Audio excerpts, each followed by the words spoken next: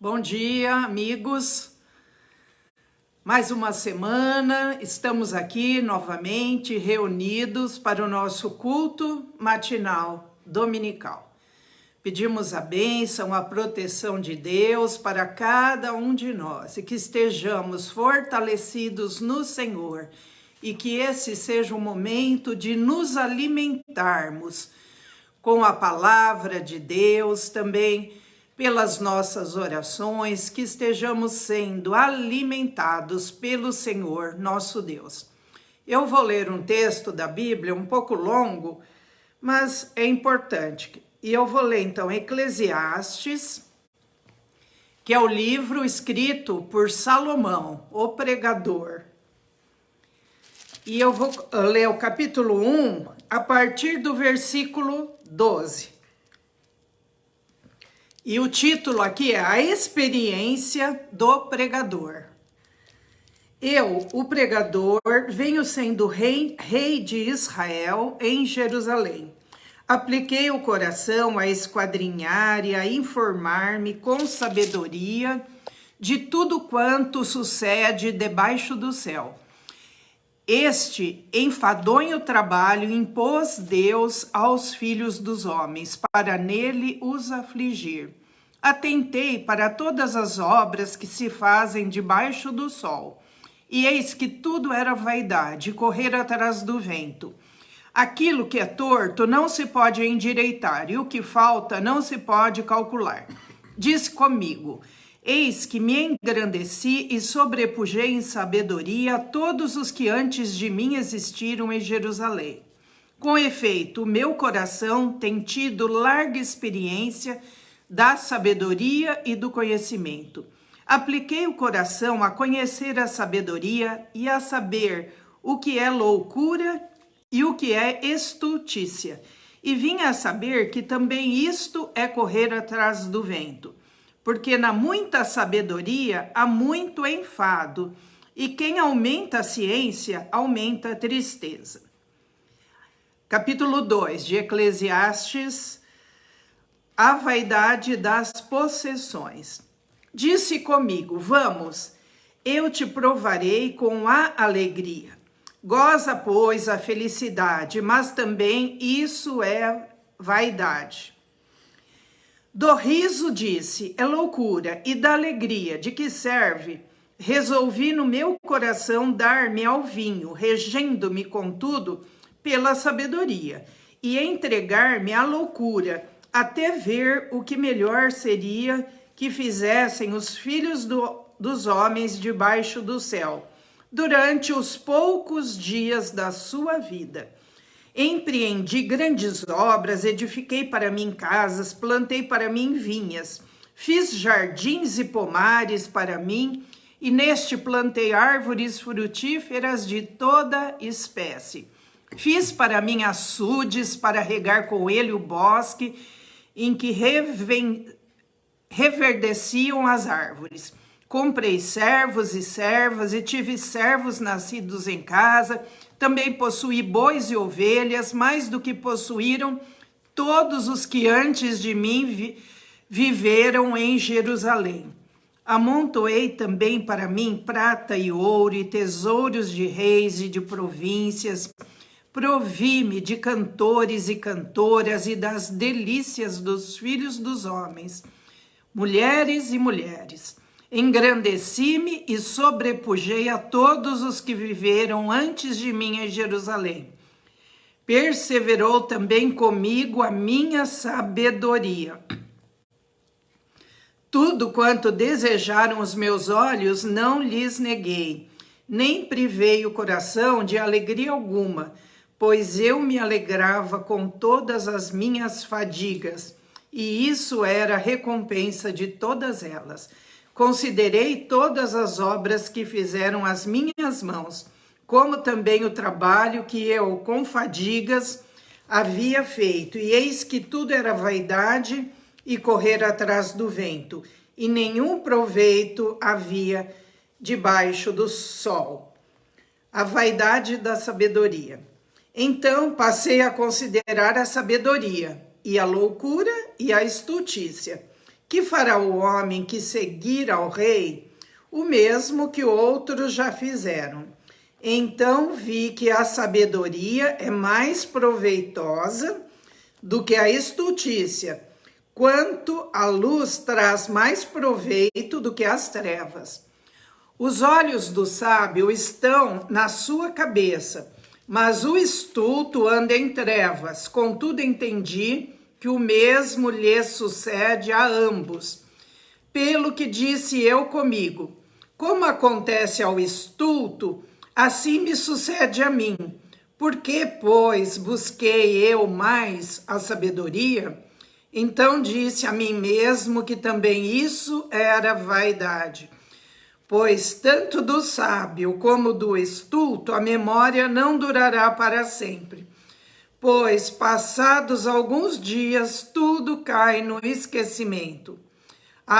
Morre o sábio e da mesma sorte o estulto, pelo que aborreci a vida, pois me foi penosa a obra que se faz debaixo do sol. Sim, tudo é vaidade correr atrás do vento. A vaidade do trabalho. Também aborreci todo o meu trabalho, com que me afadiguei debaixo do sol, visto que o seu ganho eu havia de deixar a quem viesse depois de mim. E quem pode dizer se será sábio ou estulto? Contudo, ele terá domínio sobre todo o ganho das minhas fadigas e sabedoria debaixo do sol. Também isso é vaidade. Então me empenhei, porque o coração se desesperasse de todo o trabalho com que me afadigara debaixo do sol. Porque há homem cujo trabalho é feito com sabedoria, ciência e destreza. Contudo, deixará o seu ganho como porção a quem por ele não se esforçou. Também isso é vaidade e grande mal. Pois que tem o homem de todo o seu trabalho e da fadiga do seu coração, em que ele anda trabalhando debaixo do sol, porque todos os seus dias são dores e o seu trabalho desgosto. Até de noite não descansa o seu coração. Também isso é vaidade. Nada há melhor para o homem do que comer, beber e fazer que a sua alma goze o bem do seu trabalho. No entanto, vi também que isso vem da mão de Deus. Pois, separado deste, quem pode comer ou quem pode alegrar-se? Porque Deus dá sabedoria, conhecimento e prazer ao homem que lhe agrada. Mas ao pecador dá trabalho para que ele ajunte e amontoe, a fim de dar àquele que agrada a Deus. Também isso é vaidade, correr atrás do vento. Então eu li Eclesiastes, capítulo 1, capítulo 2. Se você em casa tiver tempo, continue lendo o capítulo 3, 4 de Eclesiastes. É um desabafo de Salomão, que foi o rei de Israel mais sábio, que teve toda a sabedoria, todas as riquezas. E no final ele concluiu que tudo isso era em vão. Eu vou ler o último capítulo, que é capítulo 12, a partir do versículo 9, que é a conclusão que ele chegou no final da sua vida. O pregador, além de sábio, ainda ensinou ao povo o conhecimento e, atendendo e esquadrinhando, compôs muitos provérbios. Procurou o pregador achar palavras agradáveis e escrever com retidão palavras de verdade. As palavras dos sábios são como aguilhões e como pregos bem fixados, as sentenças coligidas, dadas pelo único pastor. Demais, filho meu, atenta, não há limite para fazer livros e o muito estudar é enfado da carne. De tudo que se tem ouvido, a suma é: teme a Deus e guarda os seus mandamentos, porque isto é o dever de todo homem, porque Deus há de trazer a juízo todas as obras, até as que estão escondidas, quer sejam boas, quer sejam más. Que Deus, através do seu Filho Jesus Cristo e com o seu Espírito Santo que habita em nós, nos dê sabedoria, discernimento para vivermos a nossa vida na comunhão com Deus, porque isso é o melhor que nós podemos ter. Não adianta trabalhar demais, estudar demais, tudo isso Salomão, ter sabedoria demais, porque tudo isso Salomão chegou à conclusão que é vaidade e correr atrás do vento, a juntar bens, riquezas. Então, a maior riqueza, o maior tesouro que nós podemos ter é ter Jesus no nosso coração e ter uma vida plena de comunhão, de paz e alegria com Ele. E assim seremos felizes e no final dos nossos dias teremos paz para nos encontrar com o Senhor na glória. Compartilhei uma meditação que fala isso. Quando nós chegarmos lá no céu, a melhor coisa, quando nós morrermos, o que nós vamos querer é que o nosso nome esteja escrito no livro da vida. Essa é a maior sabedoria que nós podemos ter, aceitar Jesus como nosso único Senhor e Salvador, receber o Espírito Santo que Ele nos enviou e termos uma vida plena na comunhão com Ele, sem excessos, em um espírito de sabedoria e moderação. Deus nos abençoe, nos fortaleça. Agora eu vou estar orando, depois passar a palavra para o Michel. Vamos receber a palavra de sabedoria, porque também essa palavra é aguilhão e vai nos ensinar. Senhor nosso Deus, nosso Pai, santificado seja o teu nome. Obrigada, Senhor, porque podemos crer em Jesus, o teu Filho amado, porque entregamos a nossa vida a Ele, que é o nosso Senhor, o nosso Salvador, que veio ao mundo, morreu em nosso lugar, para que possamos ter essa vida plena na comunhão do Espírito Santo, uma vida de sabedoria e moderação. Ajuda-nos, Senhor, a não entrar nos excessos, para que possamos, no final dos nossos dias, falar: que bom, eu vivi os meus dias, o Senhor esteve comigo e eu te agradeço por cada dia vivido. Obrigada, Senhor. Abençoa todos que estão participando, os que ainda vão participar. Dá-nos a tua bênção, a tua proteção. Livra-nos do mal, livra-nos das doenças, das enfermidades.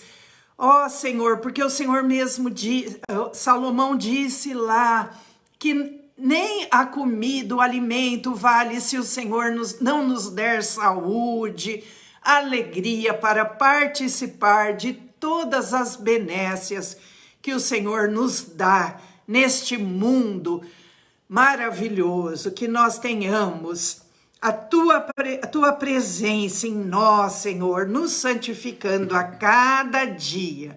Ó Deus, atende a oração de cada um dos teus filhos que estão agora conosco, que cada um esteja colocando a sua necessidade diante de ti e que o Senhor esteja suprindo cada uma delas. Pedimos agora, pelo estudo que vamos ter, o teu discernimento, a tua sabedoria, que seja o Senhor a falar a cada um de nós.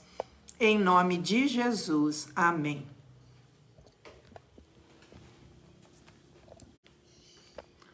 Bom dia, irmãos. A graça e a paz de Cristo seja com todos os irmãos e irmãs. Mais um domingo, mais uma semana em comunhão com Deus, com Jesus e com o nosso próximo e viver essa vida plena. Hoje eu quero continuar falando a respeito de comunhão. E o tema que eu quero trabalhar hoje é comunhão e o trabalho. Para isso eu peguei o texto que está em João, no capítulo 5, em que Jesus cura um paralítico e esse paralítico vai ter com os judeus e diz depois que quem o havia curado foi Jesus. Aí Jesus aparece no templo e diz para ele, olha, você já está curado. Faça o seguinte, vá e não peques mais. E com isso vem o versículo que eu quero ler, que é João, capítulo 5, versículo 17, para trabalhar o tema comunhão e o trabalho. João 5,17 afirma, mas ele lhes disse, meu pai trabalha até agora, e eu trabalho também. Trabalho é uma palavra que cabe e é enfocada em várias áreas da nossa vida. E o que é mais interessante é que ela pode não só ser conceituada em várias áreas, mas no princípio da criação, você não fala nada a respeito de trabalho. Você vê que Deus fala para Adão a respeito de administração. Ele não fala em trabalho, mas administração. Então, na área da administração, a gente pode falar que é uma forma de fazer um trabalho. Mas era um trabalho que expressava, através do homem, a imagem e a semelhança de Deus. Após a perda da comunhão, nós vamos ter um desvirtuamento desse sentido do que é esse trabalho. Então, o que o homem tinha que trabalhar no princípio? Ele tinha que expressar a imagem e a semelhança de Deus, as virtudes de Deus, o amor de Deus, e governar juntamente com Deus, em comunhão com Deus, esse mundo. Só isso. E tudo era bom e muito bom. Mas a queda faz com que o homem perde essa comunhão com Deus. Isso nós já vimos.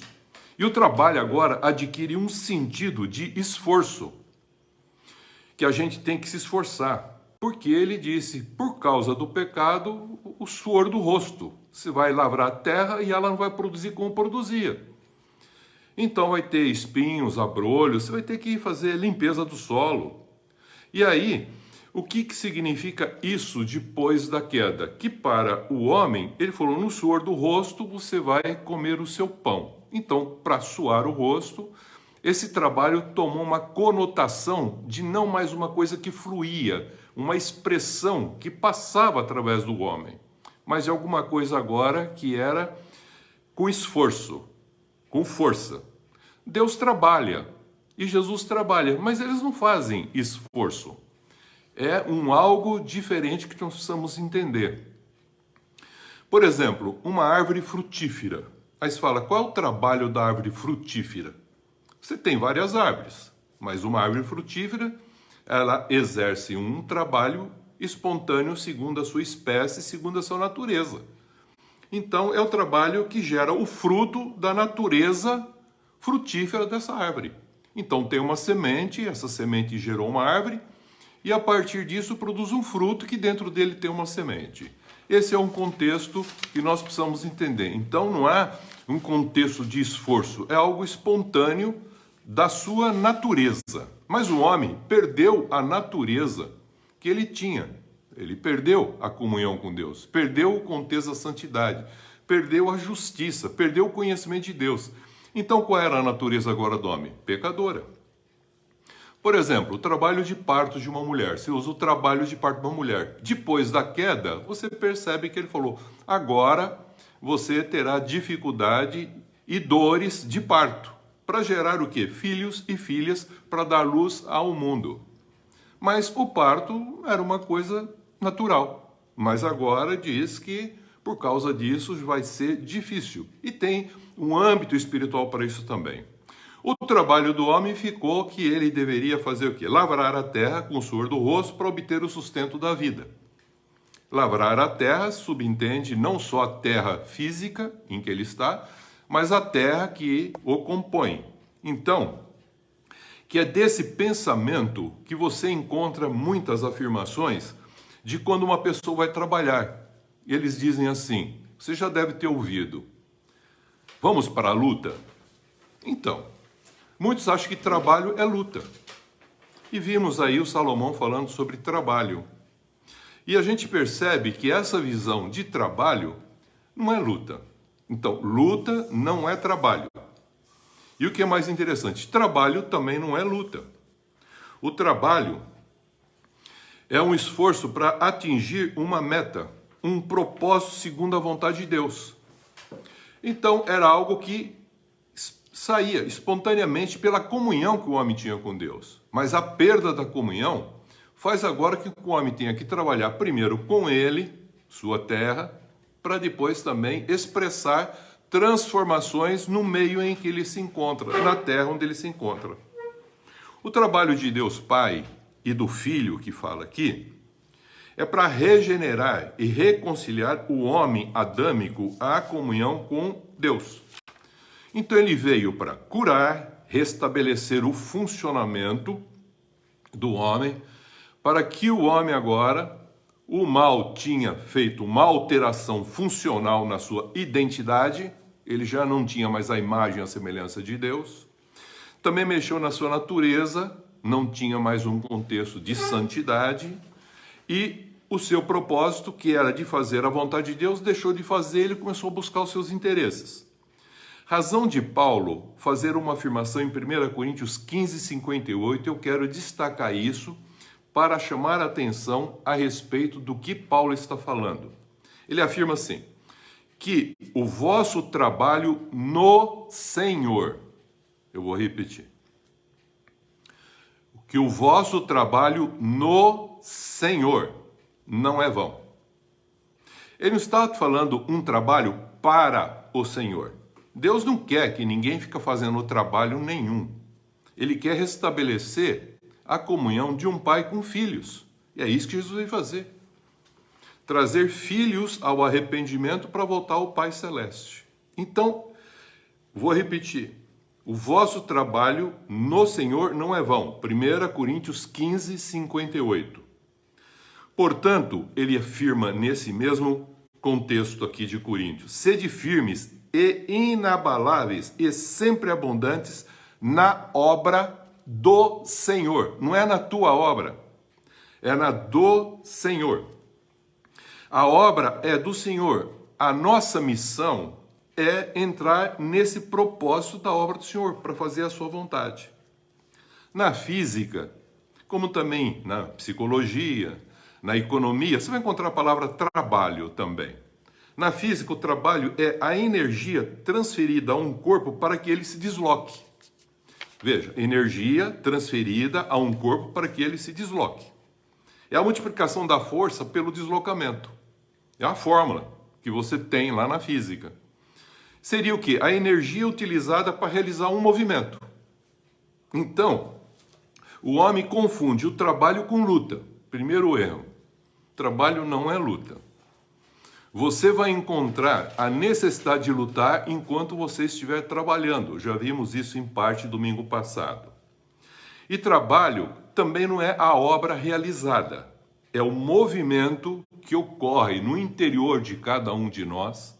E esse movimento do nosso homem interior, pela comunhão com o Pai, com o Filho e na unção do Espírito Santo, nos move o Espírito para dizer à nossa alma como nós devemos agir através do nosso corpo.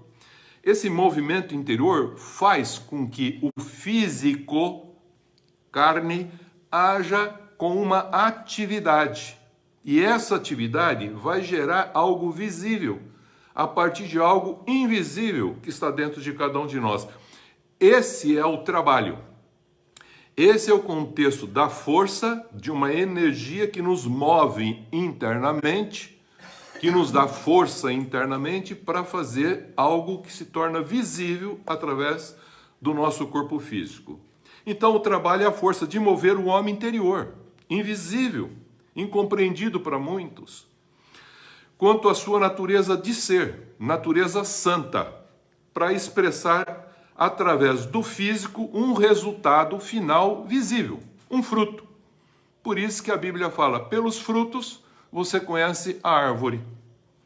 Para Deus restabelecer, regenerar o bom funcionamento do homem adâmico, ele se faz carne, envia Jesus Cristo, seu Filho, na forma humana, para dar uma coisa chamada salvação. Então, salvação é a graça de Deus, revelada em Cristo Jesus, em que o homem não faz nada para receber. Como ele não fez nada para perder a comunhão, ele também não faz nada para restabelecer a comunhão com Deus. É de graça. E o que é interessante, muitos tomam isso como sendo algo de direito. Veja, então, para garantir o direito de ir para o céu, eu quero a salvação. Ele não entendeu o que é a salvação. Para garantir as mudanças de circunstâncias e situações que eu tenho que viver na vida, então eu preciso da salvação. Para poupar de dificuldades que a gente tem que enfrentar no dia a dia, nossa vida, enquanto a gente está nesse mundo, a gente fala, se a gente está salvo, então agora está tudo resolvido. E terceiro e quarto, a gente pode falar regular o comportamento para escolher o que é certo e evitar o que é errado. Isso aqui não é salvação. E muitas pessoas falam durante algum tempo, eu estou salvo, mas constantemente vêm perguntando, se eu fizer assim, eu pequei? Se eu fizer assim, eu vou para o céu? Se eu fizer assim, eu vou ser lançado no inferno? Nós não estamos falando aqui a respeito de céu e inferno. Nós estamos falando aqui a respeito de vida, e de vida plena que Jesus veio trazer. Então, salvação é a graça de Deus para que haja transformação na forma de pensar. Por isso que a palavra transformar a forma de pensar tem a palavra grega que é metanoia. O que é metanoia? É arrependimento. Jesus trabalhou a primeira coisa, João, quando esteve aqui, o João Batista, vinha batizar e falava, arrependei-vos. Jesus, quando veio aqui, falou, arrependei-vos. Para esse homem aqui em João, ele falou, não peques mais, arrependei-vos, para que não te aconteça coisa pior. E para transformar a consciência para com Deus, que é a conversão para voltar ao amor de Deus, entendendo o seu amor, para manter a comunhão e expressar de novo as suas virtudes. Então, para o primeiro Adão, Deus, depois que o formou, ele deu um mandamento. Ele falou, não comer do fruto de uma árvore que tem no jardim, e esse fruto ele contém duas sementes, o bem e o mal. O Adão e a sua mulher poderiam comer de tudo que tinha no jardim. E foi Adão que disse para sua mulher como deveria ser. O Ish falou para Ishá, identificados um com outros, não se envergonhavam, não tinham problema de culpa, não tinham medo. Então o pecado não estava presente e ele falou, olha, Deus falou para a gente não comer. Então ele falou para quem?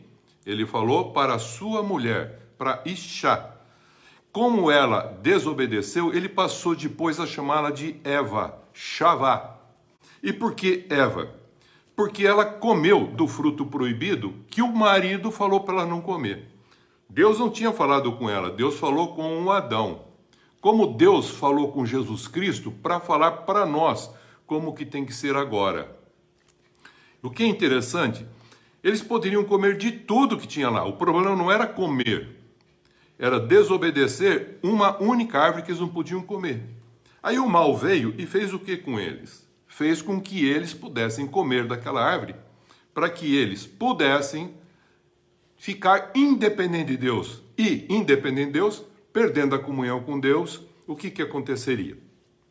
Eles estariam agora numa condição que é chamado corrupção da condição espiritual, da sua alma, da sua carne, o seu corpo. E aí houve uma disfunção no homem. E a partir da queda do homem, ele deixa de ser bom para julgar entre o bem e o mal. Então ele se tornou um indivíduo que agora, independente de Deus, começa a querer julgar o que é o bem e o que é o mal, porque ele comeu de uma árvore que tinha uma fruta com 2 sementes. Deixa de ser santo e passa a julgar o que é certo e é errado. Então ele deixa de ser santo, separado. E ele começa agora a julgar o que é certo e errado para tentar acertar as coisas. E na realidade Deus não está falando para fazer certo e errado. Ele está falando para ser santo, ser de santo, como nós já vimos. E ele deixa de praticar o que é a justiça, a equidade, o bom, ser bom. E aí ele passa a buscar o direito e com isso acaba obtendo juízo. Com a salvação, Deus está revelando para nós a prioridade da comunhão e não para realizar um trabalho, um padrão comportamental de ação. E as pessoas ficam preocupadas quanto ao que fazer, certo ou errado, para agradar a Deus ou não. O mal, com a religião, ofereceu a Eva, como oferece até hoje também, ele age sempre da mesma maneira. Então ele ofereceu uma doutrina metodológica, ele ofereceu uma metodologia da independência de Deus, para você viver com Deus, mas não em Deus. Fazer um trabalho para Deus, mas não um trabalho no Senhor, na comunhão. Então, para garantir o quê? As suas necessidades, as suas carências pessoais. Por isso, Eva olhou e viu que o fruto era bom para comer. Depois, o mal fez um contexto dela pensar num contexto litúrgico de rito e disse, contemplando com os olhos do coração, ela contemplou os interesses pessoais.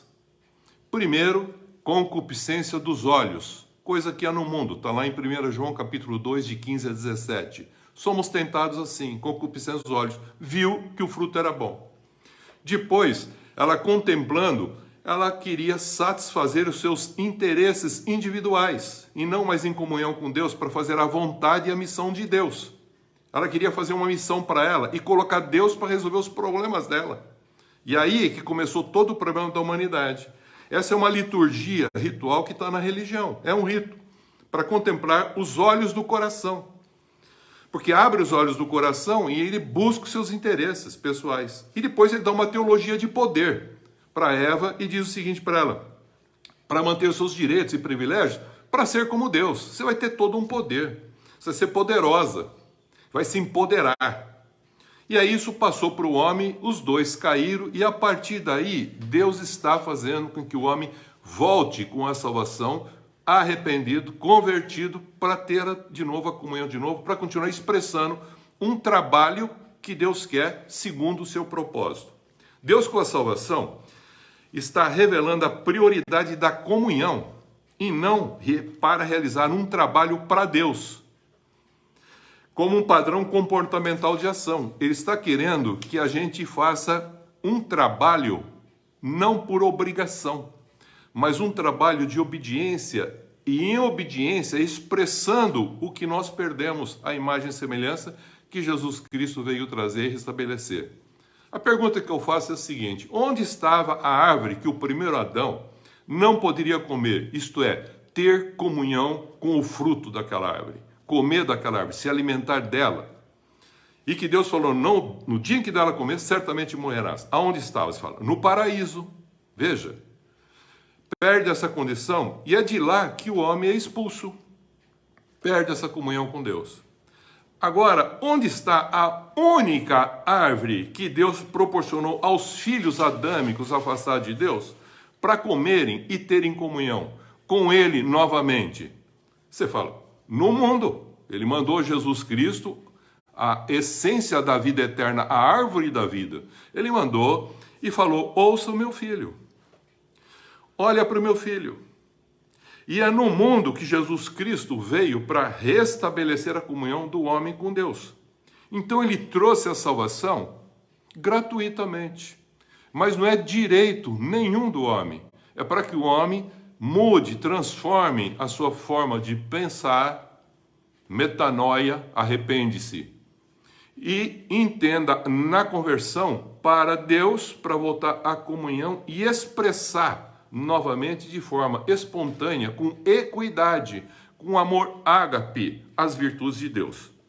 Eva comeu. E por que ela comeu? Porque ela falou que viu que o fruto era bom. Ela não só viu com os olhos. Ela viu com os olhos do coração os seus interesses, agradável aos olhos, que era bom para dar entendimento, veja, e também poder para ser como Deus. Como Eva, a igreja não ouve Jesus Cristo, o seu marido. Ela não ouviu o Adão. E por não ouvir o que o Adão estava falando, ela caiu no contexto. E Paulo fala em 1 Coríntios também a respeito disso, falando que como Eva foi enganada, ele teme que a igreja também seja enganada e despreze o que Cristo veio para trazer para nós e nos ensinar, e o que ele está querendo de cada um de nós. Então se torna hoje semelhante a ela, não mais a imagem e a semelhança de Cristo. Não é mais um cristão, é um cristão que pode ser de nome, mas que não está mais expressando a essência de quem Cristo é. E, consequentemente, já não é mais igreja, é apenas uma igreja que expressa os seus interesses. Então a gente percebe que o homem muitas vezes vai procurar dentro da igreja alguma coisa que permita satisfazer as suas necessidades, contemplar os seus interesses e buscar poder para resolver as coisas de um modo tal em que ele assume cabeça. E aqui a gente percebe que, como a Eva foi enganada, por isso que a palavra Eva e não mais a identidade, a gente percebe que a igreja também, não ouvindo Cristo, se torna pessoas devotas, veja, de Jesus, andam atrás de Jesus, seguem Jesus, mas não são seus discípulos para expressar a essência do que ele está pedindo para cada um de nós. Então, todo ser humano, ele é tentado sempre da mesma forma. 1 João capítulo 2, de 15 a 17. Concupiscência dos olhos, concupiscência da carne e a soberba da vida. Quando Deus foi tentado, foi primeiro quanto à sua identidade. O mal chegou para ele, como chegou para Eva e como chega para cada um de nós. A nossa tentação não é fazer alguma coisa. Primeiro, ele vai tentar quanto à identidade. Ele diz, você não é filho de Deus? Foi assim que ele foi para Jesus. Você não é filho? Se você é filho, então faça. Se é, então satisfaça as suas necessidades, suas carências, a sua fome, aquilo que você está dentro de você. Isso é a tentação, é o que sai de dentro. Segundo, o mal vai para Jesus e propõe um rito. Ele falou, olha, se você prostrado me adorar, um devoto, se você devotar a mim esse contexto de adoração, eu vou contemplar todos os seus interesses. Você pede o que você quiser, tudo que tem no mundo aqui eu te dou. E tem gente que vai procurar, às vezes, em Cristo, as coisas do mundo. E 1 Coríntios 15, ele deixa claro, no versículo 19, infeliz aqueles que estão em Cristo, que pensam somente nessa vida. E uma terceira coisa que aconteceu na tentação de Jesus, que acontece com todos nós, ele dá uma teologia para ele, de poder salvífico. Ele diz, olha, não está escrito que os anjos vão te esperar lá? Você pode pular, que você não vai ter tropeço nenhum. Tenta Deus, pula lá, os anjos vão te esperar. E Jesus foi se defendendo com o quê? Com a palavra de Deus. Porque ele fala, garanta os teus direitos pessoais. Você não é filho? Deus não falou aqui na escritura que filho, os anjos vão proteger e você não vai tropeçar? Então pula. Ué, pular não é andar. Pular vai se arrebentar. E Jesus, então, cônscio disso, entendendo o contexto da graça, diz o seguinte: não tentarás o Senhor teu Deus. Ele não buscou seus direitos pessoais de filho para se rebelar ou pedir para que Deus mudasse as coisas que deveriam acontecer. E ele sofreu um contexto de angústia, que eu vou trabalhar daqui a pouco. Então, na religião, o povo procura um lugar para se assentar, comer e beber as suas necessidades, se levanta para cumprir uma liturgia e ritos e se divertem com músicas e, por fim, usam a teologia do direito adquirido, o qual é a graça de Deus que você não merece, que foi dada para você. E usa disso para perpetuar a devoção e a idolatria. É isso que acontece. E Jesus veio corrigir esse processo. Cumpre assim o que está escrito em 2 Coríntios 7, 9 e 10. Paulo diz que a tristeza segundo Deus produz arrependimento, produz vida. Isso que é mais interessante. Porque ele disciplina, ele corrige os que amam. Hebreus 12, 11. Tiago 4, 9 e 10. Também gera uma consciência nova para com Deus. 1 Pedro 2,19. E nos leva para a cruz. Vou repetir. E nos leva para a cruz, para aprendermos a obediência e conhecer a verdade e ser libertos. Mas as pessoas não querem isso. Então eles olham para esse fruto Jesus, muitas vezes, e vê um fruto não bom, não agradável. Mas querem ele porque tem poder. É isso e que o ser humano fica preso no contexto religioso. Ou, a segunda coisa que Paulo fala aqui em 2 Coríntios 7, 9 e 10 é o seguinte, que a tristeza do mundo gera morte. Que são esses impulsos instintivos, desejos ardentes que nós temos, de possuir, de ser, e culmina com uma tristeza da morte, daquilo que eu acho que, vivendo do modo que eu acho e usando Deus para fazer o que eu quero, então eu vou ser, vamos dizer assim, agraciado com a graça de Deus. Mas eu acabo vivendo não a missão de Deus, mas eu quero trabalhar para Deus, eu quero fazer alguma coisa para Deus. E assim, fazendo uma coisa para Deus, eu penso que ele se torna agora responsável para me pagar o servicinho prestado. Isso não é salvação. Jesus sofreu a dor da angústia, agora eu quero trabalhar a angústia. Todos nós temos angústias, que é aquele aperto que dá de vez em quando na vida. Mas não viveu Jesus a ansiedade. Por isso que ele falou, não andeis ansioso. Ter ansiedade é próprio, porque na angústia vem a ansiedade. Mas ele fala que a ansiedade deve ser tirada. Então a angústia é a certeza, guarda, a angústia é a certeza e a convicção de um fato que vai acontecer que não pode ser mudado. Você tem que enfrentar aquilo. Você vai enfrentar aquilo e não tem jeito. Te gera angústia, sabendo que aquilo vai ter que ser enfrentado. Jesus se angustiou. Quanto me angustio até aquele dia em que o pecado virá sobre mim na cruz. Ele já sabia disso. Quanto me angustio. Gerou ansiedade? Gerou. Porque aonde há um contexto de uma espera, ansiedade. Mas ele tira a ansiedade. Ele tira a ansiedade e fica só com a angústia. Então, a angústia é a certeza e a convicção de um fato que vai acontecer. A tribulação é diferente da angústia. Muitos confundem também. Não, a tribulação é o estado em que você tem que passar da angústia. E você vai passar com Deus. Em comunhão com Deus, você vence todas as coisas. A angústia, eu vou fazer uma afirmação, guarda para você, é a dor da certeza que vai acontecer. Por exemplo, a morte. É certo. Ninguém vai ficar para semente, a não ser que venha um arrebatamento. Mas será uma transformação. A angústia é a dor da certeza. Gera ansiedade. E a ansiedade ela tem que ser enfrentada, queridos, com fé. E não anestesiada com esperança de mudança. Não, enfrentar com fé. Aí você vai encontrar Daniel na cova dos leões. Teve que enfrentar. Jesus na cruz. Teve que enfrentar. Dá angústia. Sim, mas não dá ansiedade. Não fica preocupado. Essa preocupação é um problema da ansiedade. Porque gera a dor da incerteza. Do que será. Não, nós temos a certeza e a convicção da fé. Do que será. Do invisível. Então, quando a gente vence a ansiedade, a gente fica apenas com o quê? Com a angústia de ter que enfrentar aquela situação, enfrentar aquele problema. A dor da certeza. Você perde um ente querido, você fica angustiado. Mas não pode andar ansioso por causa disso e nem permanecer ansioso pro resto da vida? Sim. Então você cura a ansiedade, mas continua com a dor da certeza. Perdeu, agora você tem que resolver.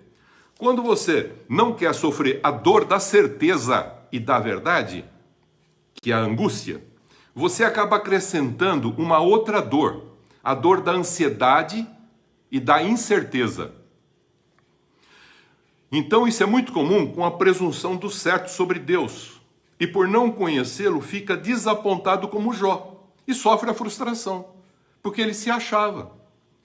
Eu estou agindo assim, mas ele agia com medo. Quem tem medo não tem amor. Quem não tem amor ainda não entendeu plenamente as coisas. E no final acaba atribuindo os problemas que ele está passando a Deus.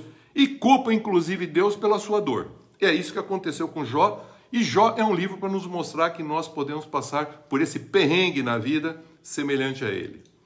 Depois, sabendo que os planos de Deus não podem ser frustrados, o que Jó fala? Ele fala, antes eu sabia de Deus. Eu tinha ouvido falar, mas agora eu te conheço. Eu transformei as experiências da minha vida agora na capacidade de vivenciá-las comunhão contigo. Então agora eu te conheço.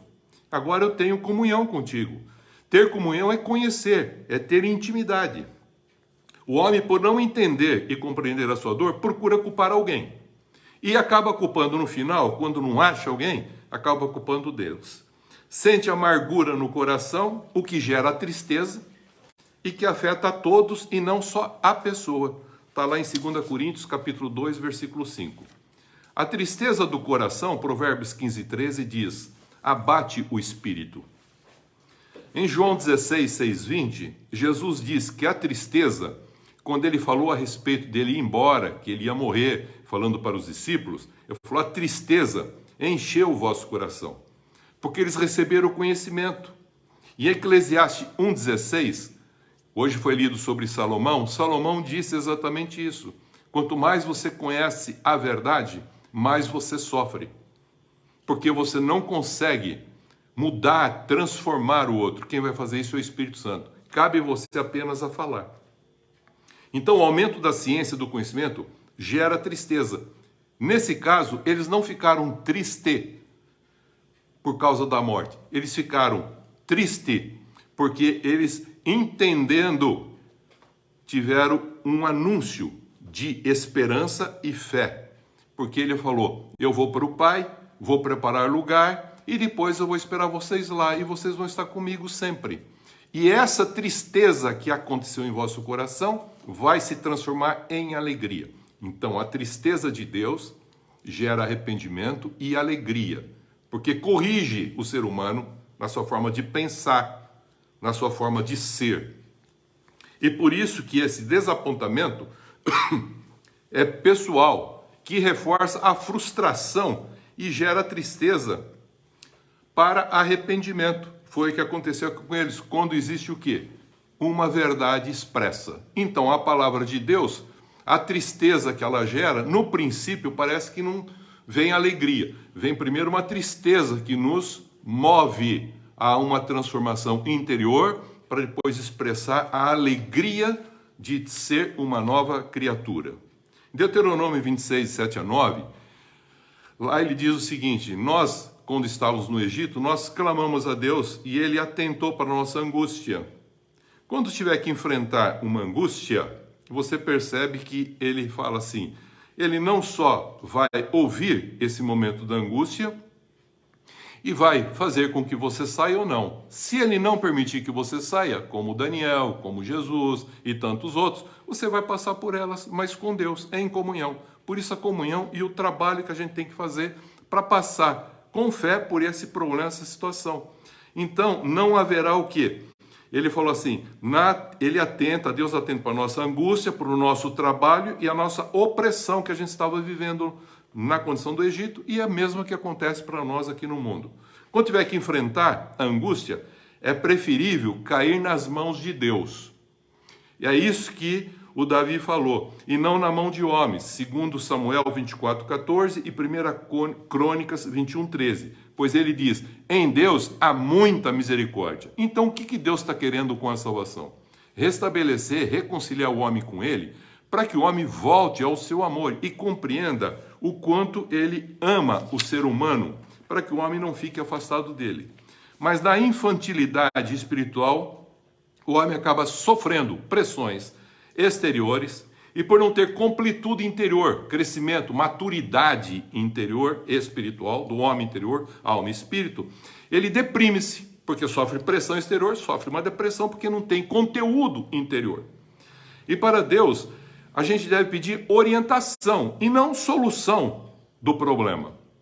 Então, nós temos que pedir orientação de como resolver aquilo e não pedir para ele fazer. Dá para ele fazer, mas para nós temos a condição de fazê-lo. Uma criança pede ajuda. Uma criança tem medo. Ela não pede orientação para o pai para evitar e cometer os erros que ela fez, porque ela se acha certa. Então, isso que a gente vai encontrar o mal fazendo. Então, esta é a recomendação que a Bíblia diz. Vença o mal com a prática do bem, com o trabalho fazendo o bem. Vença o mal praticando o bem. É para o trabalho que a gente está falando aqui, que deve ser submetido a Deus. E é claro, é o trabalho no Senhor e não para o Senhor. E na luta para resistir o mal. Então, se o homem entender e compreender, assim o seu trabalho vai ser mais produtivo no Senhor e mais eficaz. E a sua luta vai ser mais eficiente resistindo o inimigo espiritual. O que é interessante é o seguinte, quando você está trabalhando, nós já vimos isso em Neemias, vimos Ageu falando a vez passada e falamos também Esdras e Neemias. Quando eles estavam edificando o templo, que nós falamos a vez passada, e os muros de Jerusalém, eles tiveram em Sambalate, Tobias e um arábico, vieram lá e perturbaram a construção deles, pararam a construção. Então, quando você estiver edificando a casa espiritual que nós somos, vão ter forças espirituais, principais e potestades, que vão impedir que você edifique a sua casa. Quando você estiver edificando a vida de outro, você vai também sofrer essa resistência de forças espirituais. A mesma coisa quando você estiver semeando a boa semente em você ou no outro, você vai encontrar alguém que venha mexer, tirar, roubar a produção para que não produzam o fruto digno de arrependimento. Então, quando você está machucado, ferido no seu eu, lá no seu coração, com raiz de amargura, não trate as pessoas como inimigas. Nós não temos inimigos na carne. Nós temos forças espirituais que agem através da carne, fazendo com que você acha e transforme aquela pessoa como se fosse um inimigo, mas ela não é inimigo, ela é um adverso, porque ela pensa às vezes diferente, sente diferente, age diferente, mas todos nós queremos o mesmo fim, ir para o colo do Pai, chegar no colo do Pai, mas eles querem muitas vezes depois da morte. E Jesus está falando que é antes da morte que a gente deve encontrar aonde nós perdemos a comunhão com Deus. Então, use as ferramentas adequadas para trabalhar. Então, nós temos talentos, dons, ministérios, dons espirituais, dons do Espírito Santo agindo através de nós, virtudes para expressar, amor, ágape, fraternidade. Usa tudo isso. Isso é o que você usa para trabalho. Mas muitos usam isso para lutar espiritual, fazer batalha espiritual. Não, não é nada disso. Quando você estiver fazendo um trabalho no Senhor, para a glória de Deus, virá resistência. E aí, você em algum momento terá que lutar. E para isso, Deus também já nos deu a armadura. A armadura de Deus.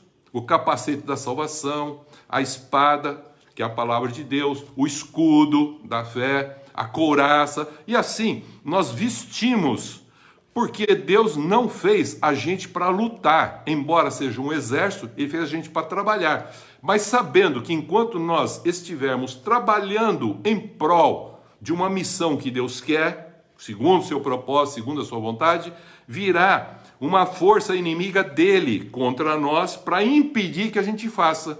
E uma das características dessa força é tirar a gente da comunhão com Ele. Então o nosso trabalho se torna em vão. A nossa obra é uma obra o quê? Morta. A nossa fé também é uma fé morta.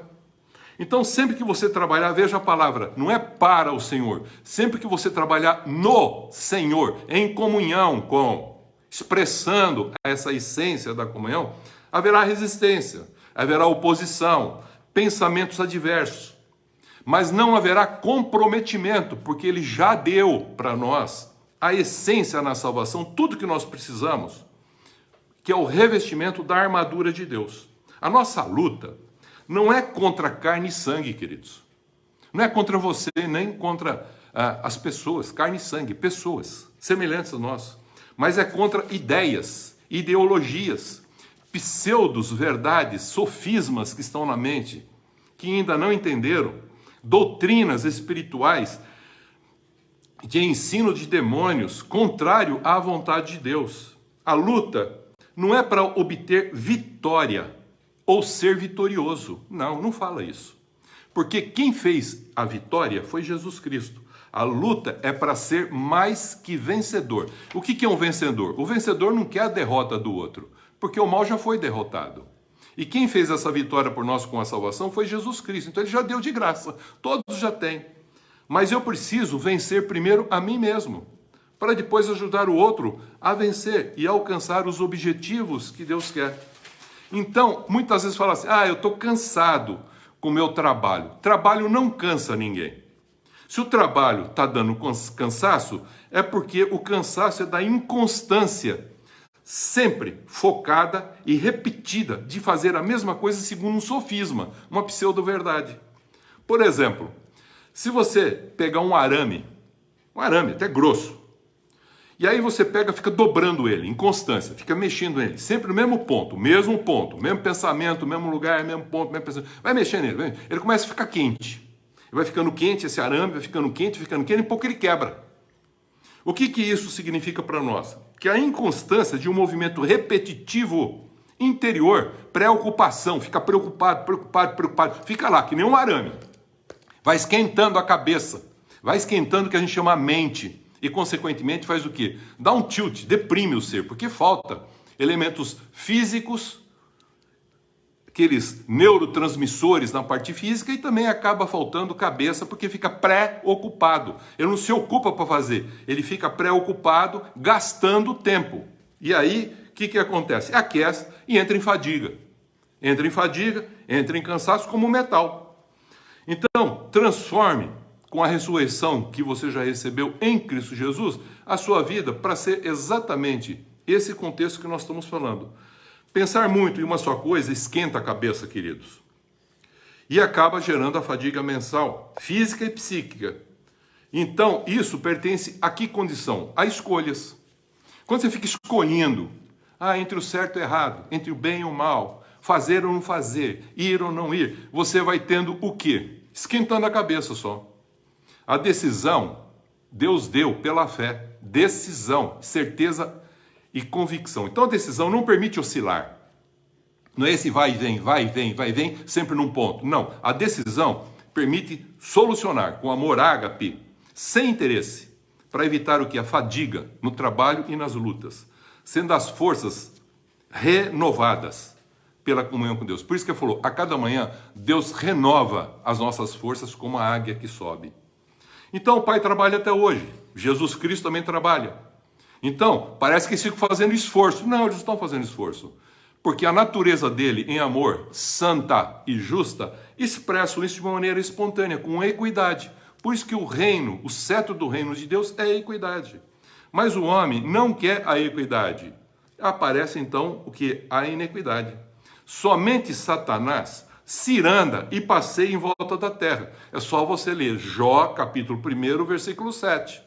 Jó, capítulo 2, versículo 2. Quando Deus perguntou para Satanás, que veio também a adorar, que veio lá entre os filhos de Deus para adorar, ele perguntou, aonde você está? Deus é onisciente, onipresente e onipotente. Você acha que ele não sabia onde Satanás estava?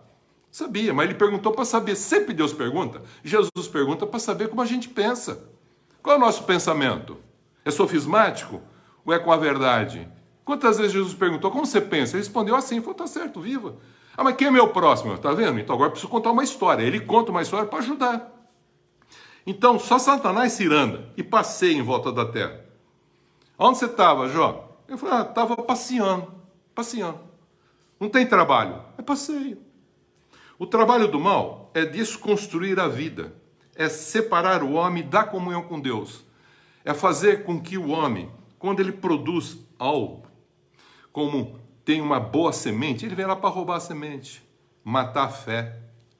Ele vem ali para destruir a esperança, acabar com o amor, para que o homem não tenha vida. Então nós não fomos feitos para lutar contra o mal, mas para realizar um trabalho no Senhor. E revestidos com a armadura de Deus, destruir os principados e potestados, e não lutar contra pessoas. As pessoas não são nossas inimigas. Podem ser adversas quanto ao modo de pensar, mas todos nós desejamos o mesmo fim. Qual o mesmo fim? Deixa eu ver o que está aqui. Nossa família, professor Michel, quem? Que bacana. Está aí. Um abração, Ricardão. Está aí, para você também, querido. Então, nós somos, a pessoa não são os nossos inimigos, pode ser as diversas, quando elas pensam, mas todos nós desejamos o mesmo fim, estar em comunhão com Deus. Então, por que não começar agora a comunhão com Deus? Como Neemias, quando edificamos o templo de Deus, encontramos rebelião, resistência, internas e externas. Quando semeamos para colher sementes, para comer, para manter a vida, o mal vem para roubar a semente, que é a fé. Vem para matar a esperança, que é a promessa dada, e vem destruir o amor ágape, desinteressado, vivencial, dessa comunhão com Deus e com o nosso próximo. Então vem para tirar o que é o mal? Para tirar o Deus do princípio e colocar Deus no fim. Mas olha que coisa incrível. Mas você tem que entender isso e deve trabalhar e não pensar em lutas espirituais. Então, Deus não fez para a gente lutar para trabalhar. E nem trabalhar como luta, não. É quando você estiver trabalhando, vão aparecer lutas, porque você, edificando você e semeando em você a verdade, como também edificando outros e semeando a verdade em outros, haverá resistência. Então, nós temos que entender que nós não podemos ver o outro irmão igual como um problema pessoal, de interesse, de necessidade, de carência, de privilégios, de direitos, de méritos, e julgá-lo, porque senão a gente entra naquele princípio que nós falamos. Muitos intitulam seus semelhantes, seus iguais, como inimigos. Pensam assim, é meu inimigo, tá vendo? Não pensou como eu pensei, não fez como eu disse, é meu inimigo. E depois não consegue mais, ou tem uma dificuldade muito grande para trazê-los o quê? A comunhão. Jesus já tirou o pecado, queridos, não tem mais o pecado, e destruiu o muro da separação entre os irmãos, para que, nivelando-nos a todos, com ele e através dele, pudéssemos ser irmãos e amigos. Então, todo dia, e o dia todo, é de muito trabalho no Senhor. No Senhor, não é para ele. E de algumas lutas espirituais, quando nós estivermos no trabalho. Então, o trabalho diz respeito à nossa natureza. Então, nossa natureza é a condição santa e em santificação. E a luta diz respeito à nossa atividade que nós estamos realizando e que nós precisamos entender que é o propósito de Deus, alcançar o propósito de Deus, segundo a vontade dele. No trabalho não há opção, todos nós trabalhamos, porque o trabalho é digno, porque quem não trabalha não come, veja. Olha que coisa incrível. Quando a gente trabalha, a gente acaba comendo. E quando a gente come do quê? Daquela árvore que Deus colocou. Comer da essência do seu filho. Por isso, no trabalho não há opção. Porque é um movimento intrínseco que nós recebemos em Cristo e da unção do Espírito Santo. Na luta, pode haver opção de lutar ou não. Tem gente que fala assim, eu não vou lutar. Vou me entregar. Eu vou me deixar a vida levar como... Não, tá vendo? Ele falou assim, resista ao mal. Resistir não significa fugir. Resistir é enfrentar. Porque nós já vimos que nós somos mais que vencedores. Está lá em 1 Coríntios 15, 58 que nós vimos. O inimigo de Deus, que é o mal, ele quer roubar o fruto do nosso trabalho no Senhor, de impedir de trabalhar no Senhor. Então, é isso que a gente precisa guardar. Então, como trabalhadores que trabalhamos no Senhor, às vezes lutamos. E não guerreamos como aqueles que lutam para trabalhar. Tem gente que fala assim, eu preciso lutar para ir para um trabalho. Não, eu trabalho porque eu sinto prazer em fazê-lo. Então, um filho de Deus, com crise de identidade, de natureza santa e de propósito segundo a vontade de Deus, não alcança êxito nem no trabalho e nem na luta espiritual. Ou ele pensa em lutar espiritualmente para ficar numa maciota, ou ele simplesmente, na realidade, não entendeu esse princípio da comunhão e do trabalho. Não estão faltando, queridos, guerreiros espirituais e nem servos para Deus. Estão faltando filhos obedientes de Deus que trabalham e às vezes lutam contra a força espiritual do mal nos lugares celestiais. Então, eu quero encerrar dizendo o seguinte: não trabalhar é crise de identidade quem não trabalha no Senhor. Mas quem trabalha para o Senhor tem interesse, então está fazendo um serviço, prestando um serviço porque ele quer um salário. Mas quem trabalha no Senhor, ele não faz um serviço, é um trabalho para edificação de si, do outro e da comunidade. Não lutar é crise de natureza santa, é falta de santificação. Isso é não lutar, é crise de natureza. Então é um problema de comportamento, de um filho que entendeu a sua função, que luta consigo e que luta também contra o mal, que impede a gente de fazer as coisas como deve ser feito para a glória de Deus. E terceiro, não amar desinteressadamente, o amor ágape é uma crise de propósito, que é fazer a vontade do Pai. Então é isso que eu queria deixar aqui para os irmãos.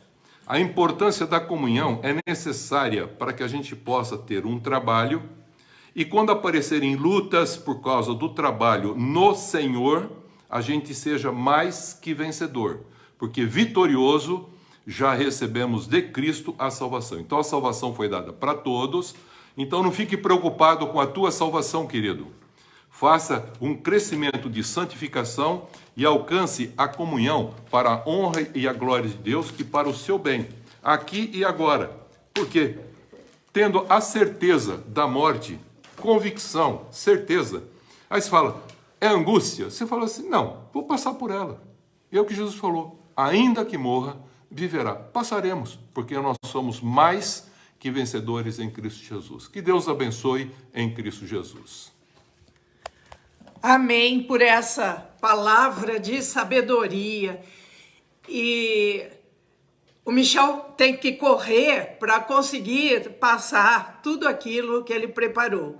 Mas graças a Deus nós temos gravado, nós podemos ouvir de novo, ir ouvindo aos poucos, para que esse alimento possa ser digerido em nós durante a semana. Então, não adianta eu ouço uma vez só, dali a pouquinho eu esqueci. Mas se a gente for digerindo esse alimento, vai trazer os nutrientes espirituais para a nossa alma e para o nosso espírito. Então, agora, encerrando o nosso culto desse domingo, vamos estar orando. Eu quero que você que deseja fazer algum pedido, que tem alguma necessidade, esteja colocando isso agora e eu vou estar orando. Como sempre eu faço, Deus não ouve a minha oração, Deus ouve a sua oração. Então, nós, quando oramos juntos, Deus ouve individualmente a cada um de nós. Então, nós oramos juntos, porque a oração da concordância é essa. Quando dois ou mais concordarem acerca de qualquer coisa que pedirem, será feito. Então, faça a sua oração, enquanto eu também estou fazendo a minha. Senhor nosso Deus, nosso Pai, nós te agradecemos por essas palavras de sabedoria tão preciosas nessa manhã. Que possamos, durante a semana, estar digerindo essas palavras, essas essa sabedoria que vem da Bíblia, de toda a Escritura, porque aquele que conhece a Escritura, ele tira dela coisas velhas e coisas novas, coisas do Antigo Testamento e coisas do Novo Testamento. Por isso que nós temos que conhecer as Escrituras. E nesse culto, é esse momento, Senhor, que o Senhor nos abençoe, nos dê sempre discernimento espiritual para estarmos nos alimentando e que não sejamos enganados pelo mal, que possamos nos livrar de todos os sofismas que foram colocados na nossa mente desde a infância, com os aprendizados que tivemos, Senhor, para que possamos ter a clareza daquilo que o Senhor realmente fala conosco, fala para nós e nos dá entendimento. Quero colocar agora a necessidade de cada um dos irmãos. O Senhor conhece o mais íntimo de cada coração. E, ó Senhor, que cada um seja fortalecido no Senhor, que se tiver que passar por alguma angústia, que esteja fortalecido no Senhor e que não se prenda à ansiedade, porque tudo nós entregamos nas mãos do Senhor e sabemos que Ele é poderoso para fazer muito mais do que nós pedimos ou pensamos, segundo o poder que há no nome de Jesus. Ouve, Senhor, as nossas orações, recebe as nossas vidas, perdoa os nossos pecados e livra-nos de todo o mal. Em nome de Jesus. Amém. Nós vamos fazer agora a nossa oração da semana, todos juntos, eu falando e todos repetindo. Nós iniciamos esta semana. E tomamos posse. Para nossas vidas. Para nossas famílias. Para nossos trabalhos. De uma semana de bênçãos. Uma semana de vitórias. Sempre confiantes nas promessas de Deus. E rejeitamos toda obra maligna contra nós. E que não sejamos usados pelo mal. Em nome do Pai, do Filho e do Espírito Santo. Amém. Deus abençoe a todos.